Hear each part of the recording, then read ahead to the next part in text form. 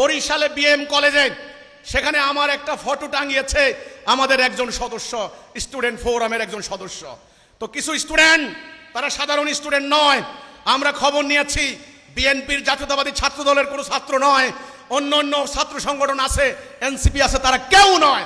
এগুলো হলো বিভিন্ন ধর্মীয় সংগঠনের কিছু কিছু পোলাপাইন। তারা অন্ধ অনুসারী, তাদের গুরুজনদের কাছে, দলীয় নেতাদের কাছে আমাদের ব্যাপারে মিথ্যা কথা শুনেছে, শুনে তারা প্রভাবিত হয়েছে।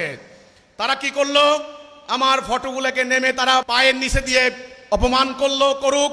তারা কি করলো, আমাদের সদস্যকে মেরে হত্যা করার জন্য চেষ্টা করেছে। পরে কিছু লোক তাকে উদ্ধার করেছে। এখন সেখানে তারা মিছিল করছে, মানববন্ধন করছে, মিথ্যা মিথ্যা সমস্ত ফেসবুকে প্রচার চালাচ্ছে যে অমুক কলেজে হিজবুত তৌহিদকে ঢুকতে দেওয়া যাবে না। আমি বলি ভাই, এই ধরনের অহংকারী কথা বলো না, এগুলি ভালো নয়, এগুলি আল্লাহ সহ্য করেন না। তুমি এদেশের মানুষ, আমি এদেশের মানুষ, তোমার যেমন অধিকার আছে আমারও অধিকার আছে, তোমার যেমন বাক স্বাধীনতা আছে আমারও বাক স্বাধীনতা আছে। আমার কথা আমি বলবো, তোমার কথা তুমি বলো। যদি আমার কোনো কথা অন্যায্য হয়, দলিল ছাড়া হয়, আমার কথা আল্লাহ না করে কোরআন হাদিস পরিপন্থী হয়, আমাকে বলো, আমি সরি বলবো, তওবা করব। কিন্তু যেটা আমি বলি নাই, যেটা আমি করি না, সেটা কেন মিথ্যা কথা বলে আমার কর্মীদের উপর হামলা করছো, আমার ফটোকে অপমান করছো?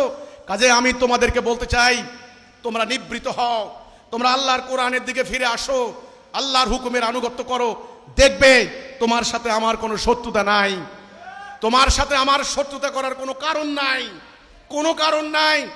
আমার শত্রুতা হচ্ছে ইবলিসের সাথে, আমার শত্রুতা হচ্ছে ইবলিসের জীবন বিধান যারা কায়েম করতে চায় তাদের সাথে।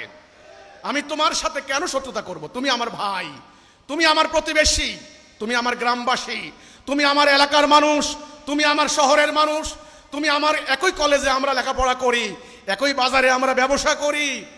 তুমি এই মসজিদে নামাজ পড়ো, আমি এই মসজিদে নামাজ পড়ি। তাহলে ভাই কেন শত্রুতা করছো? কার ইন্ধনে শত্রুতা করছো?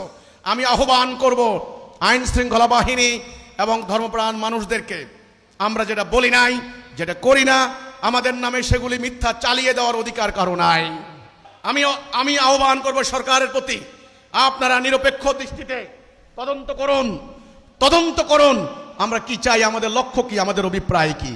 আমাদের বিরুদ্ধে এই ধরনের হামলা হলে আত্মরক্ষার অধিকার আমাদের রয়েছে। আমি চাই বাংলাদেশে যেন আর একটাও মব সন্ত্রাস না হয়।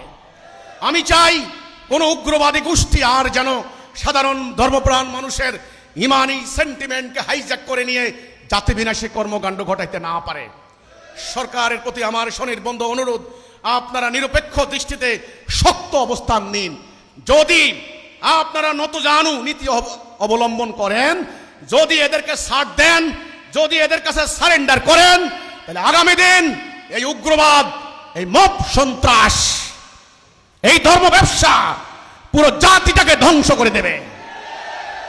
সেটা আপনারা হতে দিবেন না, আমি আশা করি।